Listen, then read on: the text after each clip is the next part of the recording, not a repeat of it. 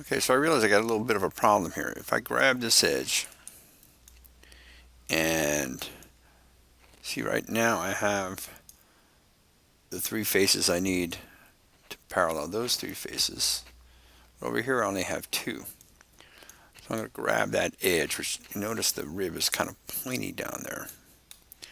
What I'm going to do is I'm going to scale it a little smaller with using that middle cube so it gets all directions, and then use the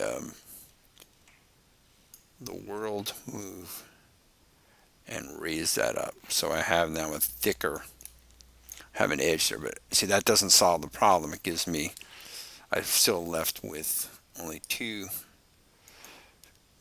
faces on this side. If I can get this vertex out of the way, or at least a little more.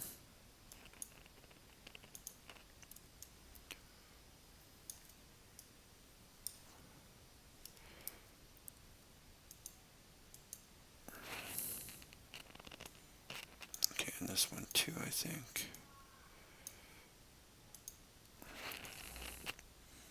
Okay, so we're closer then to what we want. The problem is I'm shy one face, right? So I'm going to take this edge and just move it down just a little bit. So my center pivot is over here. And then I'm going to add, insert an edge loop here. So that should give me the three edges I need. So what I can do is grab, oops, I'm sorry, this edge, go get the mesh tools, slide, middle mouse, oops, sorry, slide edge. So I'm moving that middle mouse, I'm moving the edges so they parallel each other. And I'm not, if you notice, I'm not really changing I'm not changing the shape because the slide is keeping the shape. So I'm just positioning these things to get closer. Now what I can do then eventually, again, is adjust it as I need it. But I don't want to try to do that too definitively when I'm still not seeing edges, because it's often easy to misconstrue it or misjudge how much I have to move it. So I'm just going to move these things right now,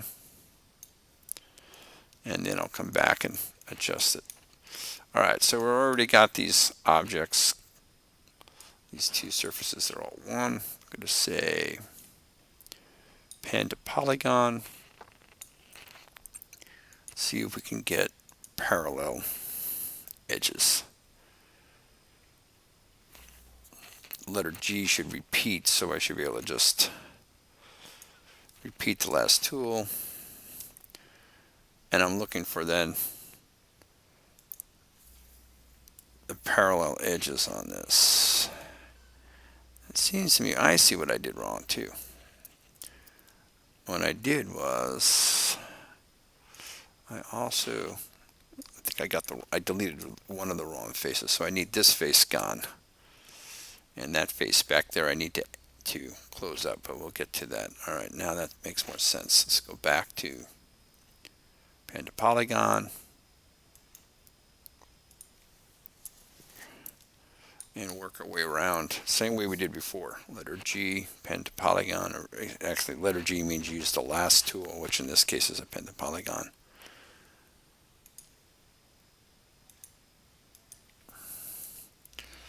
So even though that's not twisted, it's just that edge needs to be rotated so that it doesn't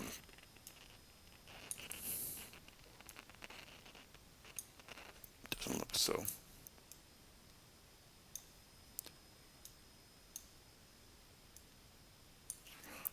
See, that edge now is a little better.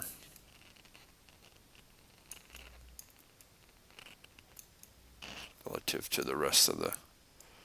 That's what I'm talking about. Once you have the faces created, it's a little easier to see, you know, what has to be done. Before that, it can be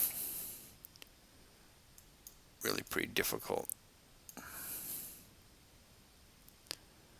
We can go on that. Let me finish the append polygon, and then we can.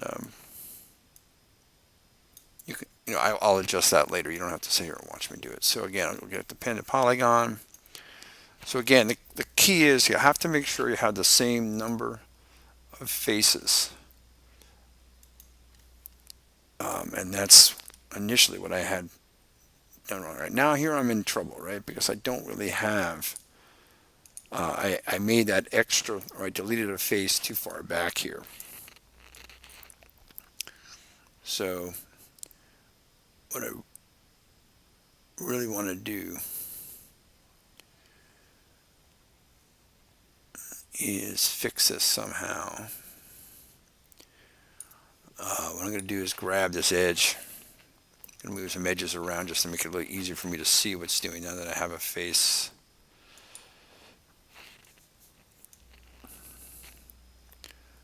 Alright, so that's okay. So I just need. See, if I try the append polygon, what I'm going to get this to this, and see, that's going to leave me short. If I try append polygon and maybe do this to there, that should. All right, so that fills the hole I should not have made. That fills that extra hole. Now I can use the append polygon and get that to that. Okay, and it looks bad, but if I pull that edge back,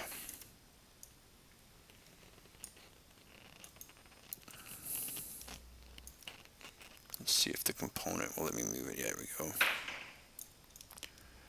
Same thing with this, maybe down, and same thing with this. So now we have a connection. Now, whether or not that's quite what we want, or whether we have to do some adjusting, I think there's going to be obviously some adjusting here. And you're going to want to vary between using the component and the world axis to do that adjusting. But if you look at it in 3, you see it's not so bad. Now we've got that connection.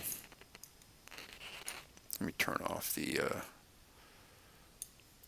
See, so got a little bump there that I need to take care of.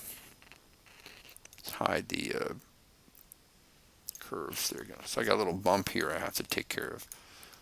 But it's now at least all connected, and I can either make this a little more subtle, or maybe just reduce that bump a little bit.